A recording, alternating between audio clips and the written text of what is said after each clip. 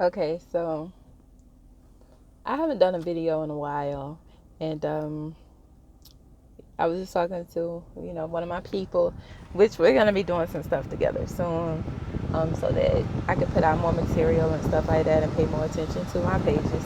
So I do apologize for that. Um, but I don't know. I guess Dick Gregory has been on my spirit a little bit lately, and I've been watching like a lot of his whole videos and stuff like that. And I was watching something that I originally thought was like a stand up, but it really wasn't. He was speaking to a group at a university. I believe it was University of Wisconsin, but don't quote me on that. And he was saying some real stuff, and it was almost like deja vu. And then I realized like he was speaking like in 1967. Okay, but everything he was saying was ringing true for today. um some of everything. So it was like damn, is he talking in 2017 or this is really 1967? He said a lot of things that put some things from today in perspective, if you really think about it. He was talking about the young people not forgetting where they came from, not forgetting their, um, really telling white people, not to forget about their, hillbilly, cousins or whatever, what have you, in Appalachia. Like, don't forget about them. And, they need help too. They need support too. They need education too. All of this stuff. Well, if you fast forward to recent events, you know, one could argue that he was exactly right and almost kind of like a prophet, because if they had, or if politicians as a collective paid more attention to middle, I don't want to say middle America, but like Appalachia, stuff like that, where you would think of the poor, poorer white people. um, if they would have paid more attention to them, gave them more resources, better education, and things like that, then maybe it wouldn't be such a huge thing, as far as the poorly educated and whatever whatnot. That your man said that he just loves, I just love the poorly educated. Um, but I said that to say this is my spin. This is just my spin, my opinion. Y'all welcome to comment on my opinion, but I know I deleted the website, but y'all know how you could say whatever you want to say, but I'm gonna say something back usually, and you may or may not like it, but I mean we could definitely have a dialogue. My spin on this is when you have 4.5 centuries of the powers that be telling you that no matter how poor you are, no matter how bad off you are as a white person, you're still better than a nigga, you know? Niggas at the bottom of the totem pole. You don't want to be there with the niggas, you know? Well, I may be poor white trash, but at least I'm not a nigga, you know? And then reality hits, you know? It's 2004. This this half and half is president, you know? Um, you go, wait a minute. And who does that nigga think he is? You know, talking about Mr. Obama. You know, he here's somebody that speaks better than you. He's better educated than you. He knows more than you. He more eloquent, more traveled. He's very poised, cool, calm, collected. You know, mm, well, guess you're not better than that nigga. So now you're upset. You're mad because you were lied to. Instead of all things, having a platform where all things being equal, you know, I'm better, at least I'm not a nigger. Now you have a situation where all things being equal, oh shit, it really don't matter no more to be black. It really doesn't matter to be Hispanic.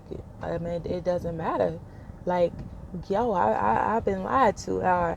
You know, I'm holding on to some shit where I'm supposed to be better than these motherfuckers, and yet here they are creating laws and shit telling me what to do. That's a problem. Instead of getting better yourself, instead of them getting better or being better or saying, hey, yo, shit, I need to step my game up. Nah, they fell for rules is what they did, because instead of being better, which is, some of the programs and policies that Obama put in place, job force training for jobs that were taken basically taken over. Coal is not fucking coming back. It just ain't. Shit don't come back, okay? The cassette tapes come back. Like, the shit ain't coming back. Like, let it go. It ain't coming back. So you either prepare for the future, you sit up there and keep your mind in the fucking past and dwell on the fact that y'all ain't doing the shit that y'all used to do. Then it's like, okay, move the fuck on. Do something different. Branch out.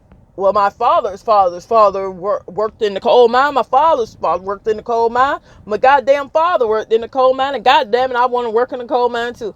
Like, yeah, that shit ain't happening. So figure out something else to do. Figure out something else to be. It's just crazy.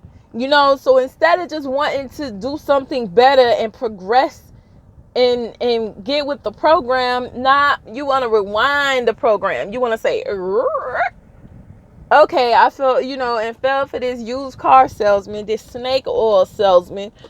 You know what? They forgot about you. They left you out here. They let your job phase out and stuff. Well, I'm going to bring it back. I'm thinking about you. I have you in mind. You're the underdog. Are you really, white people? Are you the underdog? And it's like, I understand everybody's not born into wealth. Everybody's not, but all white people do have white privilege. And just the idea of, at least I'm not a nigga, is white privilege. Because you're saying, well, I don't have shit, but at least I'm not a nigga. Could be worse. But then you realize that those niggas was trying to be something, be somebody, get out of the ghettos, get out of the hood. And every generation, we do better and better. But you don't want to leave. You want to stay in the same spot your family's been in for, generations, and still do the same work your family's been doing for generations. No progress, no creative thought, none of that. And that's not just liberal thinking. That's just being, proactive and not reactive. Because right now, it's sad. It's really, really sad, because you got a bunch of angry white people who are standing behind this con artist who is giving all these breaks and things to the wealthiest 1%, which obviously they do not belong to. But guess what? At least they're not a nigga. Like, we right back to that. At least they're not a nigga. And people want to say, or I don't want to say people, I want to say Fox News, want to say, racism was gone and we have Obama to thank for coming back. Racism was gone. Who are white people to tell us, wait, racism was gone? That's not true. That shit ain't true. Racism been here, is still here, is gonna be here. Racism is gonna be here until the power structure that racism produces is dismantled. So until the power structure is dismantled, then the symptoms of this problem will still be here. Um, am I upset about Trump being elected? I'm not upset. I was so disappointed in us as a country collectively. Like, yo, that shit can't be possible. We could not have just elected this guy, this dude who doesn't mean as well as a country. He's blatantly racist. And to be quite honest with you, I don't know that if it's more that he's racist or that he's extremely classist, and feels like the stereotype that if you're a black person and you have wealth and you're an entertainer or an athlete or something like that, he's comfortable with you. And you have a lot of those guys that say he's genuinely their friend. You had I want to say, what's his name? Dennis Rodman. You have cooning ass Kanye. You have, people that have golfed with him, all this other stuff. You're on his level because you don't threaten his intelligence. Look at the athletes and entertainers that do threaten his intelligence. He doesn't like them very much, does he? And that LeBron, he can't stand LeBron. He called LeBron low IQ the same week LeBron opened a damn school. Like, what the fuck is that shit about? Like, how you motherfucker opening a school but he's low intelligence? You just lost $200 million in a casino in Scotland. But you're a genius? Like, nah, bitch, you funneling drug money and Russian mob money and shit like that through your real estate businesses, and that's why they're not making any money, but they're still around. The jig is up. We know we on to you. It is what it is. This imaginary wealth, this imaginary power, and the poor white people, they're not gonna get it. The tiki torch white people, you're not gonna get power by being angry. Black people found that out. Like, hell, we still a little angry, but at the end of the day, you pour that anger into bettering yourself and your seed for the future. Not teaching them that they're better than somebody in terms of, they deserve a certain seat at a certain table just by birthright, because guess what? That ain't the reality of the situation. Y'all was sold that lie, hook, line, and sinker, and you realized that it was a lie, but instead of just acknowledging the truth, you'd rather let a motherfucker come and regurgitate the lie and go, you know what? There it is. He gets it. He gets that I'm supposed to be at that seat, at that table. Motherfucker, you don't deserve to be at that table, sitting in that seat, You haven't earned it. Motherfuckers think they earn shit just by being born white. And motherfuckers think they can't earn stuff if they're not born white. Like, this is ridiculous, and this is the way the country is moving. This is the way the global society is moving, and the people that want to keep the status quo, they don't want it like that. They just don't. And it's up to the masses of us to say, you know what, and we kind of like progress more than regression. And so I think we're going to keep it pushing and never let some dumb shit like this happen again. Because you look at Trump's cabinet, there's a lot of old white men, old dusty ass white men. If that's not how the country looks, then why should the legislatures look like that? Each state legislature, go state for state.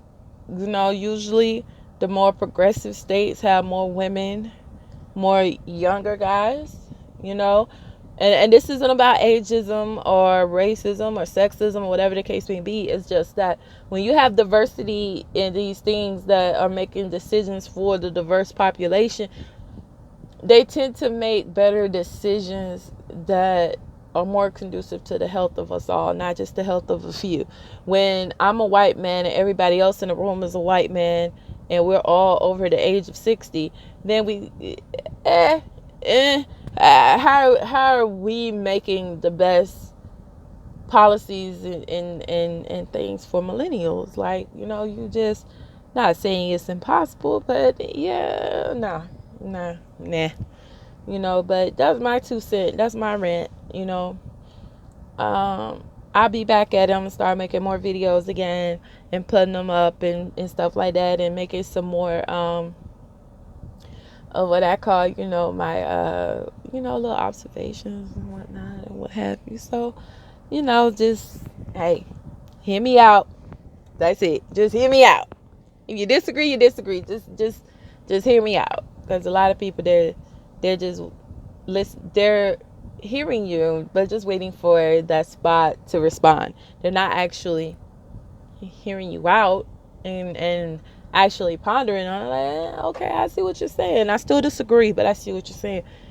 And that's the difference, between some of us, you know.